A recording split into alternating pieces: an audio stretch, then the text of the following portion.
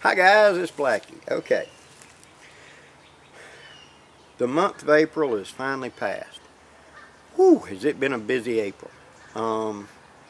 As you know, I had my gathering beginning of April. There was the week leading up to it. There was a whole bunch of stuff getting done, getting ready, etc. Then I was out camping for 10 days. Then I got back and I had 10,000 things I had to catch back up on. Channel videos, editing videos for other people, all kinds of stuff. And then I had to make a trip to Ohio. I just got back from that yesterday. And so I have been running almost every day at full tilt since the beginning of April. And so here it is, the first week of May. And it's been a run, guys. I ain't kidding you. And so it's kind of put me behind on a lot of stuff. I'm trying to catch back up on my videos and get back where I'm publishing regularly. And so that's this attempt to get us back on the table like we're supposed to be. I usually want to publish Wednesday through Sunday and then take off Monday, Tuesday. That's my game plan. We shall see. Now, this video is a little odd for my channel. I became friends with a gentleman by the name of Scott who has a channel called CHOIRBOYZCUTLEry. And we've talked back and forth quite a bit, and I got to meet him at my gathering. He came to my gathering. He's out of Tallahassee, and he's into the tactical knives type thing, you know, and he's branching into the bushcraft, wanting to learn more of the bushcraft side of it.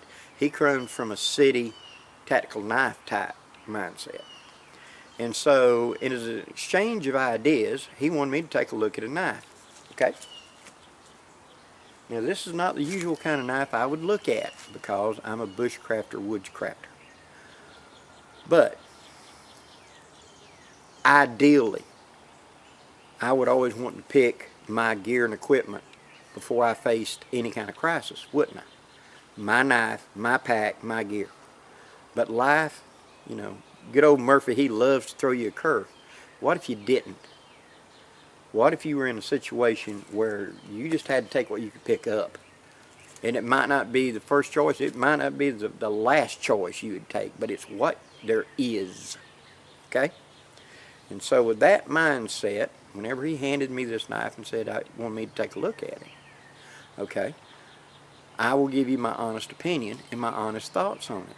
And I'm approaching this from the mindset of I'm in a situation where this is what I got. This is what I can lay my hands on to use for whatever it is I'm about to have to do.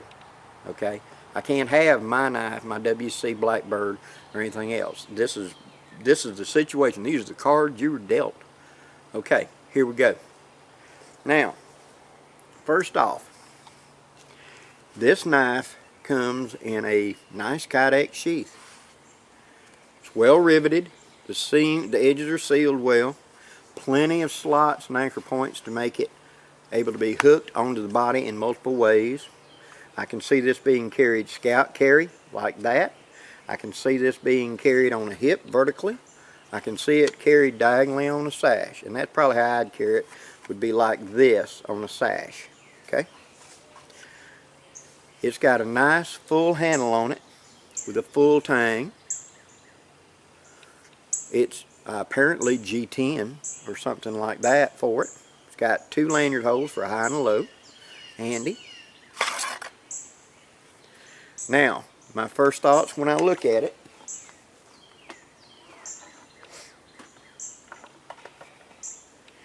is that it reminds me of a C-axe, which is, for those of you that may not know, it's a type of knife that was popular once up in Scandinavian, etc., Viking, where the top rolled down to the tip, but it's got that C-axe type tip, and when I look at it like that, I think C-axe. Even though that's the upside down, but you see what I'm saying. That's the first thing I thought was C-axe. It's got a fuller down the length of it. A fuller like that does 2 things. 1, it lightens weight, and 2, it actually strengthens. Because what's happening is, upon chopping, your harmonic of that impact is sent up, and it hits that, and it dissipates it. It kind of messes it up, where it can't be uniform, and that's less power going to the back, less likely it's going to snap. steel has to flex. I don't care what kind of steel it is. Some steels flex much better than others. But if it's going to be a chopping tool, it has to flex. If it can't flex, forget it. It's going to just snap. It's too brittle. Not knowing what kind of steel this is, right off the top of my head, I'm betting it's 01 tool steel, just looking at the patina of the back of it. Definitely not a stainless. There's nothing that I would recognize as stainless. And it has the name on it. So let me be fair and give the gentleman a plug for the name.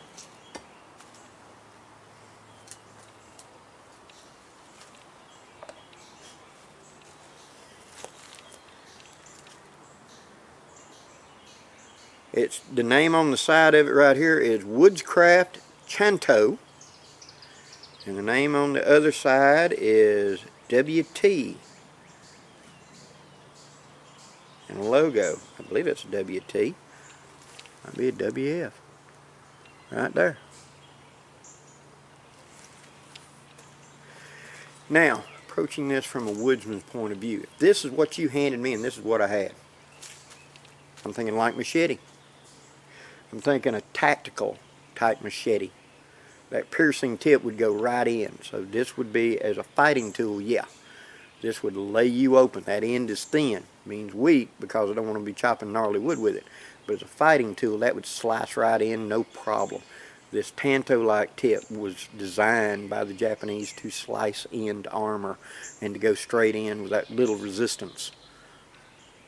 It's a nice even taper, the full length, which is very nice. A lot of guys mess that up. I'm just being straight up.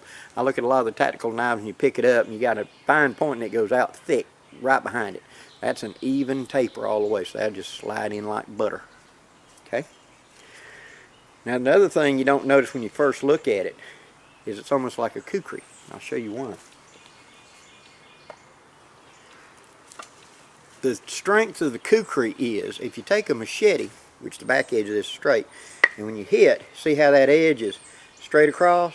It wants to slide back to you like that. A kukri, when it makes impact, see how this part of the edge is actually below this, the impact, and it wants to slice rather than slide off.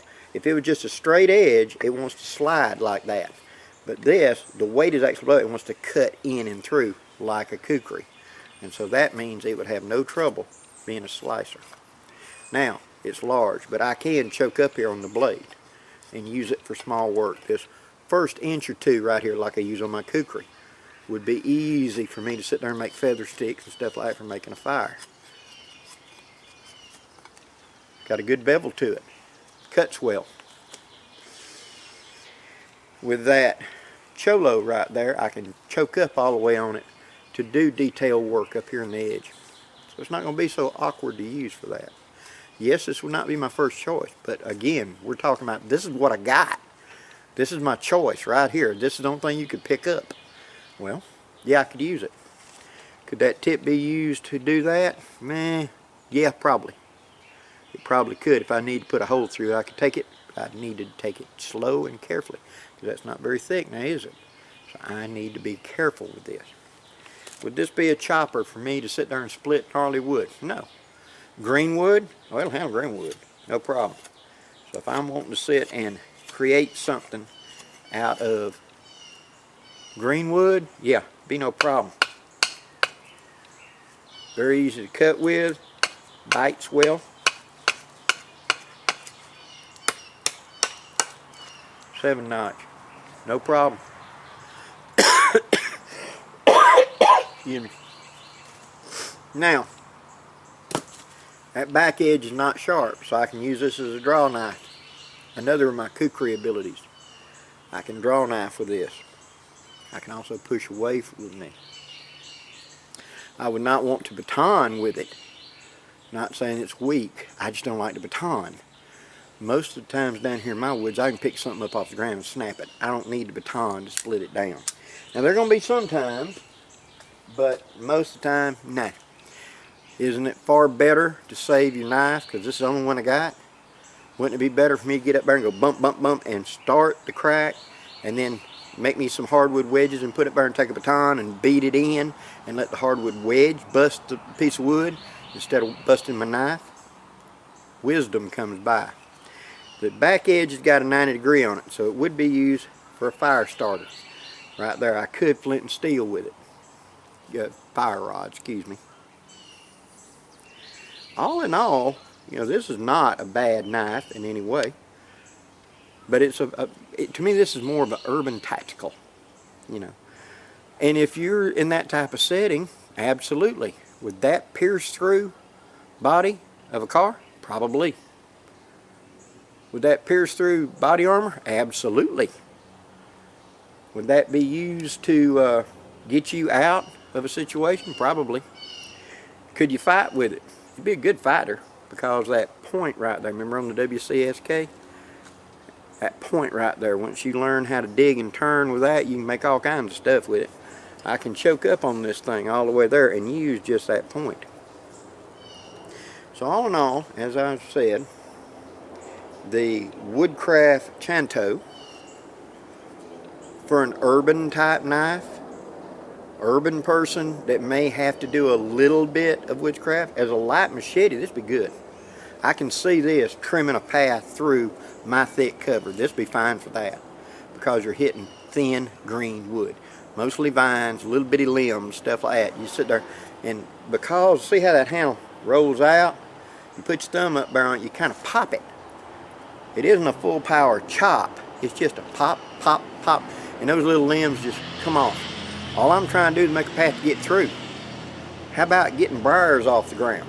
A lot of guys forget about that. Trust me, down here, if you're going to clean out a campsite, you're going to clean up briars.